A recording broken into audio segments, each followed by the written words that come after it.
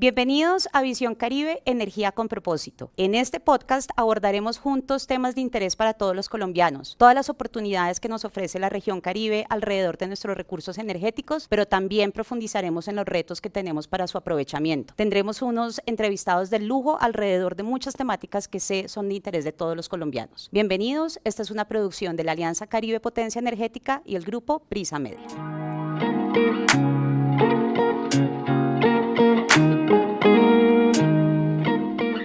Bueno, hoy nuestro invitado es Amílcar Acosta. Gracias, Amílcar, por acompañarnos en nuestra serie de entrevistas, Visión Caribe, Energía con Propósito. Amílcar, obviamente, es una persona reconocida, economista, académico, fue ministro de Minas y Energía y senador, y obviamente ha estado involucrado en los temas del sector energético desde hace mucho tiempo. Muchas gracias por acompañarnos, Amílcar, hoy. Y el tema contigo de conversación es por qué el Caribe es una potencia energética. Nosotros partimos de esa premisa desde la Alianza, y es que el Caribe tiene toda la potencialidad para garantizarle al país toda la seguridad, confiabilidad, accesibilidad de su sistema energético, pero quisiéramos que tú nos contaras a mayor detalle qué es realmente la potencia que aloja el Caribe en los temas energéticos. Bueno, la región Caribe se ha destacado históricamente por ser la despensa minero-energética del país. Recordemos que en los años 70 se firmaron dos contratos de asociación, el uno entre Ecopetrol y Texas para explotar el gas natural costa afuera, y se firmó otro contrato entre Carbocol, empresa del Estado, e Intercor, que era una filial de la Exxon, para explotar el yacimiento del Cerrejón. Y justamente esta coyuntura se da en momentos en que el país había perdido la autosuficiencia petrolera. Colombia, después de muchas décadas de ser exportador de petróleo, se convirtió en importador, y duramos 10 años exactamente importando petróleo al país. De manera pues que en ese momento la región Caribe le dio la mano al país, porque de no haber sido por estos hallazgos, estos desarrollos, esta explotación, la situación económica y sobre todo fiscal del país habría sido catastrófica. Ahora que estamos en modo transición energética, resulta que en la región Caribe, una vez más, se ubican el mayor potencial que tenemos de fuentes no convencionales de energía renovables, que la gente tiende a pensar, y está instalada en el imaginario colectivo la idea de que cuando hablamos de fuentes no convencionales de energías renovables, estamos hablando solo de energías provenientes de la fuerza eólica y también de la solar fotovoltaica. Pero el espectro de energías renovables es mucho más amplio. Ahí tenemos, por ejemplo, la biomasa, tenemos la geotermia, tenemos las pequeñas centrales hidroeléctricas que generan energía a filo de agua sin necesidad de embalses. De manera pues que tenemos una amplia gama de fuentes alternas de energía en las cuales la región Caribe posee un enorme potencial. Y por eso creemos que con la transición energética se le está abriendo a la región una ventana de oportunidad. Digamos que en tema de transición energética es clave comprender el potencial que tiene la región Caribe, pero también es importante reiterar el mensaje de que en el marco de esa transición pues no podemos poner en riesgo los criterios de seguridad energética, confiabilidad del sistema, respaldo, autosuficiencia, y que en ese sentido todavía tenemos un tiempo en el que tendremos que seguir aprovechando los recursos energéticos como el gas, como el petróleo, como la minería de carbón, que también tienen un enorme potencial presente y futuro en la región Caribe. Por ejemplo, todo el potencial de offshore que hoy tenemos, digamos, en el radar. Entonces, en esa diversificación de la matriz, ¿qué rol juega el Caribe para Colombia? Efectivamente, yo me he permitido plantear una hoja de ruta de la transición energética a la colombiana. ¿Y por qué hablamos de una transición a la colombiana? Porque es muy diferente la realidad de un país, por ponerle nombre propio, Alemania, que depende de las importaciones del petróleo, de las importaciones del gas y de las importaciones del carbón, a otro país llamado Colombia, que depende no de las importaciones, sino de la extracción y exportación del petróleo y del carbón, que son los dos principales renglones de exportación y por lo tanto las dos principales fuentes generadoras de divisas para el país, y adicionalmente a esto es la principal fuente de financiamiento tanto para el presupuesto general de la nación, por la vía de los impuestos de renta que recauda, como también de las utilidades, los dividendos que le gira Ecopetrol a la nación. Pero también las entidades territoriales, departamentos y municipios, tienen una enorme dependencia de las regalías que genera esta actividad extractiva.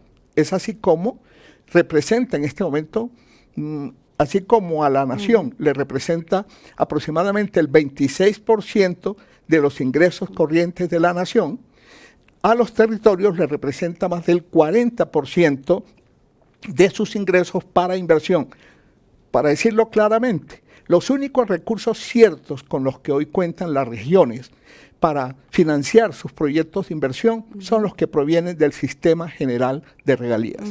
Esto me lleva a plantear la importancia de que nosotros, en atención a esa circunstancia, no nos precipitemos a acelerar una transición energética que ponga en riesgo no solamente la seguridad energética, sino que puede poner en riesgo también la sostenibilidad fiscal del país.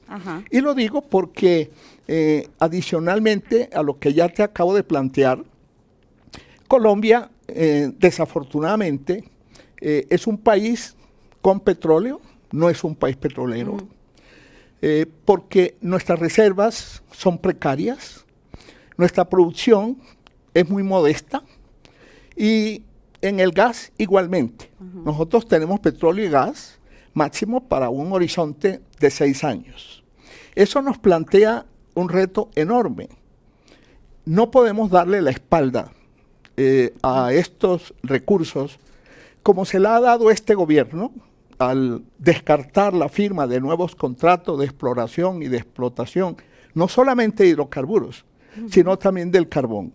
Y el argumento que utiliza el gobierno es que esa es su contribución a la reducción de las emisiones de gases de efecto invernadero y el cumplimiento del compromiso que tiene Colombia, que es firmante del Acuerdo de París con la comunidad internacional, de reducir sus emisiones en un 51% hacia el año 2030, considerado como la meta volante para llegar a la carbono neutralidad en el año 2050. Entonces, ¿qué está pasando hoy? En contraste con la política del gobierno, que el mundo sigue demandando, sigue consumiendo carbón y sigue demandando y consumiendo petróleo. Te doy estos datos que son muy dicientes. En el caso del petróleo, en el año 2003 superó la barrera de los 100 millones de barriles diarios que se consumen en el mundo. 2024 ya superó los 104 millones de barriles y se estima que para este año tengamos, esto lo dice la Agencia Internacional de Energía, vamos a tener 108 millones de barriles de consumo en el mundo. Y en carbón, fíjate tú, en Colombia en el año 2021, la empresa Prodeco, Glencore, le devolvieron al Estado 2 títulos mineros en el departamento del Cesar.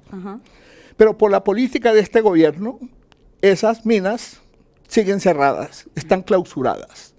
Ahí se están dejando de producir 15 millones de toneladas al año desde el año 2022. ¿Y qué pasó en el año 2022?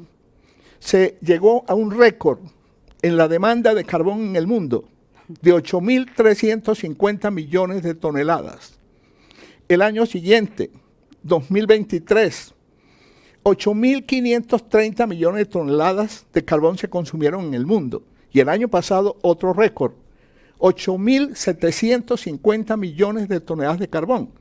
Y el estimativo que tiene la Agencia Internacional de Energía es que para el año 28 se va a consumir en el mundo 9.000 millones de toneladas.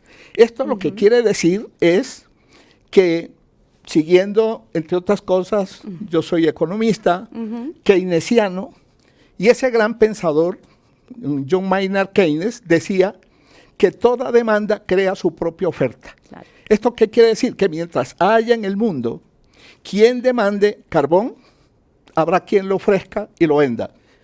Y también, mientras haya demanda por petróleo, habrá quien lo produzca y lo exporte. ¿Quiénes? Nuestros competidores. Exacto. Entonces, terminamos con el pecado de afectar nuestras finanzas, afectar nuestra economía, afectar el empleo, afectar la tasa de cambio, porque obviamente menos divisas que entran al país se traduce en devaluación, y esa devaluación a su vez termina afectando la inflación, de manera que esto tiene un impacto económico importante. De allí entonces que, a mi juicio, hay que aprender de la crisis energética de la Unión Europea, que tuvo una reciente manifestación en España, en el Portugal y sur de Francia, con un gran apagón que tuvieron.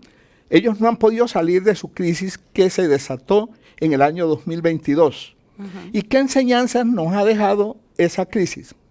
Primera enseñanza, que la energía más costosa es aquella de la que no se dispone justo en el momento en que se requiere. Aquí en Colombia ya tenemos un ejemplo. Sí. Como tenemos déficit de gas natural producido en el país, lo estamos importando. ¿Y lo estamos importando a qué precio? Claro.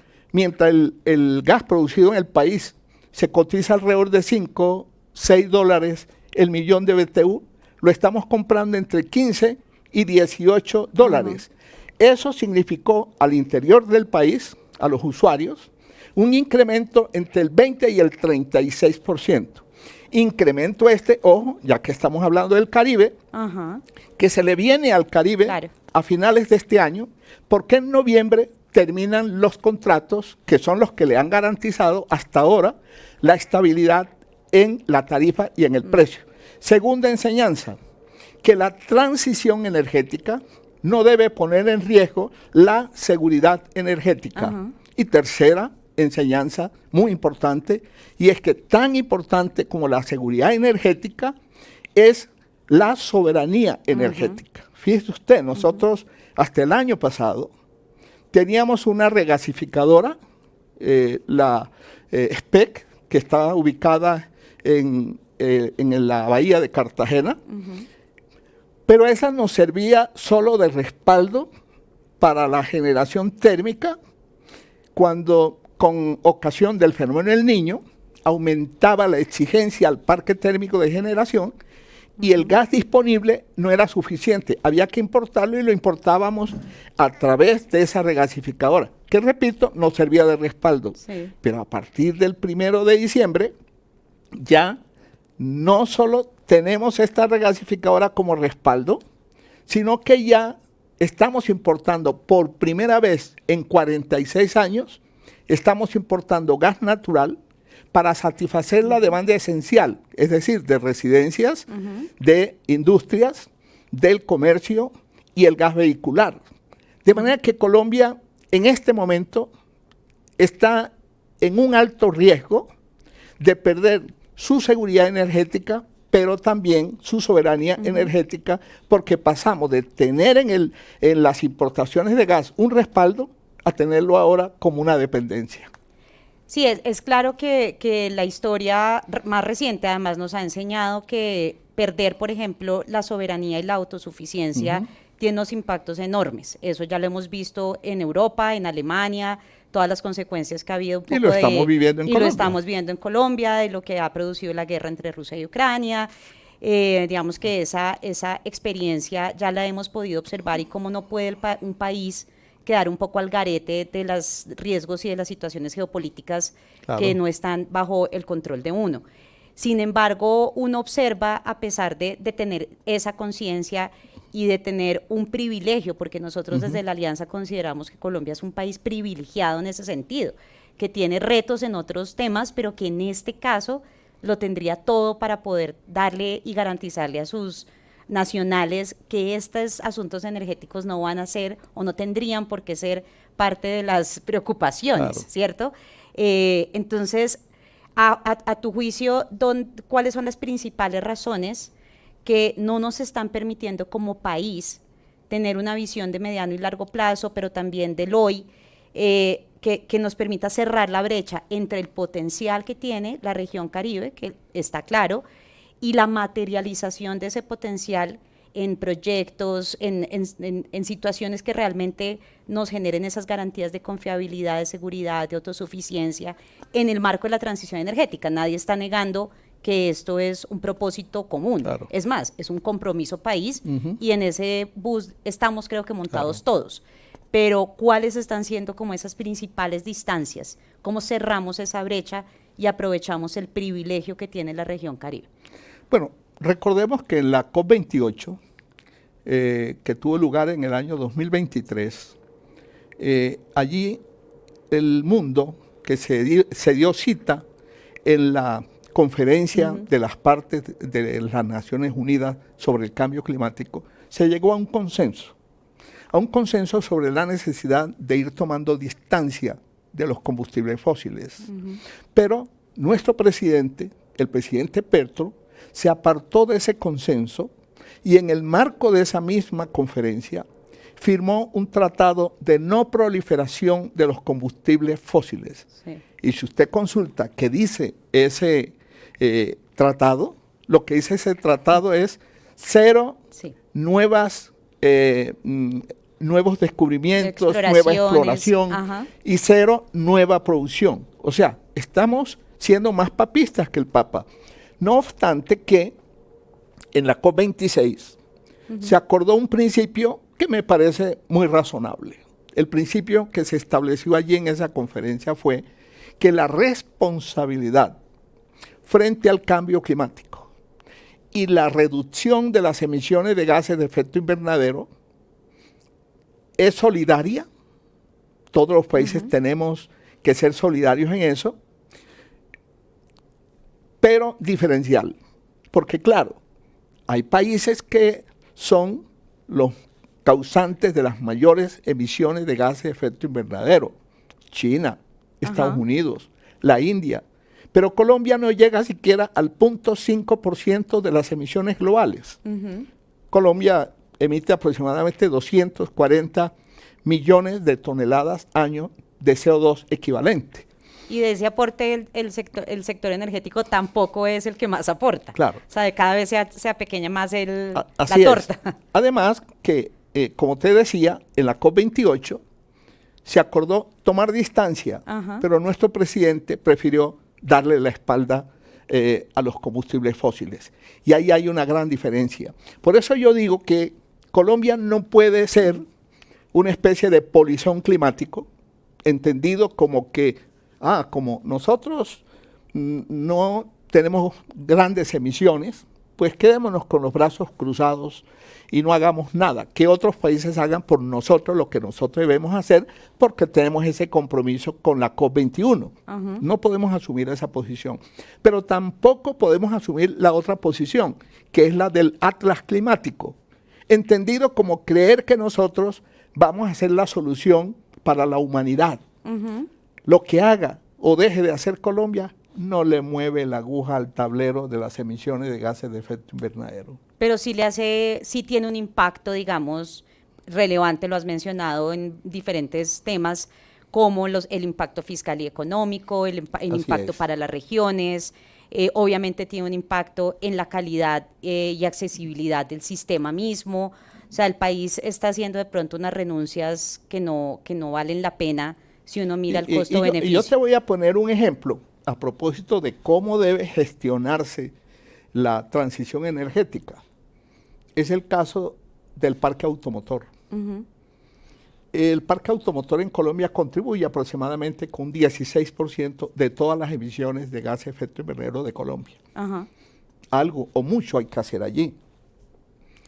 La electrificación de la movilidad debe ser el punto de llegada, pero no el punto de partida. Te doy estos números. Actualmente nosotros tenemos en Colombia aproximadamente unos 17 millones de vehículos. 17 millones de vehículos.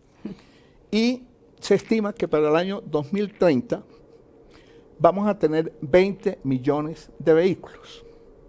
Según el Plan Energético 2050, la proyección que se tiene es que para el año 2030 Colombia tenga aproximadamente 600.000 vehículos eléctricos. Ajá. Si usted suma los 600.000 vehículos eléctricos a los 600.000 vehículos que hoy se mueven utilizando gas natural, porque se convirtieron a gas, ahí tenemos 1.200.000 vehículos en el 2030. Y viene la pregunta, ¿de dónde van a salir? ¿Qué vamos a hacer con los 18.800.000 vehículos restantes? Pues tiene que seguir yendo a la estación de servicio, ya sea para que se tanquee con gasolina, con diésel o con gas natural. Esa es una realidad y no podemos pensar con el deseo que de la noche a la mañana nosotros vamos a electrificar el sistema de movilidad en el país con un agravante. Y es que Colombia no tiene energía. Sí. Fíjese que en este momento está avanzando el proyecto del Regiotran, que es eléctrico. Está avanzando el metro para Bogotá, que es eléctrico. Y la gran pregunta es, ¿de dónde va a salir la energía eléctrica para esos dos megaproyectos? En momentos en que el centro del país tiene un estrés en su sistema eléctrico. Si usted va hoy a Codensa y le pide que le suministre energía para un proyecto que usted va a desarrollar, le dicen que no se pueden comprometer porque no tienen energía. Mire, Falabella montó en Cota un gran centro logístico, uno de los más grandes de América Latina. ¿Qué pasó? Le dijeron, no tenemos energía. ¿Cómo está funcionando? Utilizando plantas diésel. De manera que esto hay que mirarlo de una manera integral. Por eso yo digo que la perspectiva del Caribe como potencia energética, tenemos que verlo con lentes bifocales, es decir, mirando el corto, el mediano y largo plazo, pero también con una mirada periférica, mirar el contexto. Y en este sentido, algo muy importante y clave para el Caribe especialmente, y desde luego para el país, es que otra particularidad que tiene Colombia, o la hoja de ruta de la transición energética a la colombiana, es que el éxito de esa transición depende que par y paso, simultáneamente con la transición energética, se debe dar una estrategia, se debe impulsar una estrategia de transformación productiva que diversifique nuestra economía. La economía de la región Caribe es altamente dependiente de la actividad extractiva. Y a futuro, lo sabemos, esa actividad va a empezar a decaer y es la oportunidad entonces, es el reto que tenemos ahora, de que la región Caribe empiece siguiendo los planteamientos del Plan Nacional de Desarrollo de este gobierno, en una reindustrialización. Y esa industrialización en la región Caribe, a mi juicio, debe empezar por el propio sector energético. Y te pongo un ejemplo concreto. Parte de este desarrollo de transición energética tiene que ver con la producción de hidrógeno verde. Sí. Para producir hidrógeno verde se necesitan energías limpias y es lo que tenemos en la región Caribe. Luego ahí tenemos un gran potencial para producir hidrógeno verde. En el mundo entero hay un gran apetito por ese hidrógeno verde. Pero Colombia, más que pensar en exportarlo, debe pensar más bien en desarrollar el clúster de el hidrógeno, de tal manera que nosotros podamos producir en el país fertilizantes verdes, amoníaco verde, y desarrollar toda esa cadena, lo cual contribuiría a la industrialización, de tal manera que se den unos encadenamientos hacia atrás y hacia adelante. Así es como yo visiono a la región Caribe como potencia energética. Claro. En los próximos días vamos a tener también un espacio para hablar de los hubs energéticos y de todas las oportunidades alrededor del hidrógeno, que creo que es un tema muy interesante y que le puede dar como una clase de competitividad a la región muy diferente a la que tiene hoy. Amílcar, muchas gracias por toda tu explicación, por la profundización de los temas. Para cerrar y así en carta blanca, para todos los que nos escuchan y quieren y están interesados en estos temas, en 2 frases, ¿cuál es el verdadero impacto de no aprovechar los recursos energéticos del Caribe? Y desde la Alianza somos muy propositivos en que no recaer un poco más en los problemas que tenemos, que los conocemos, pero mirar un poco hacia la acción con solución.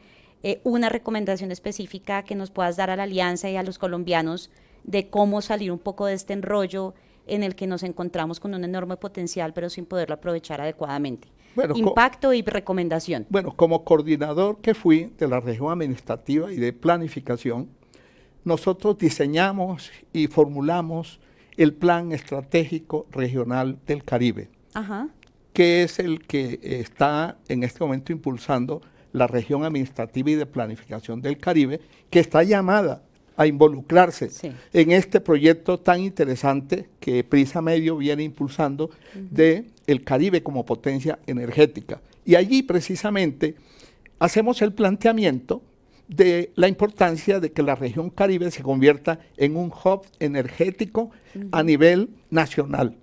No solamente, ya te mencioné el caso del hidrógeno, pero en la región Caribe, por ejemplo, hay grandes sembradíos de palma africana y resulta que la palma africana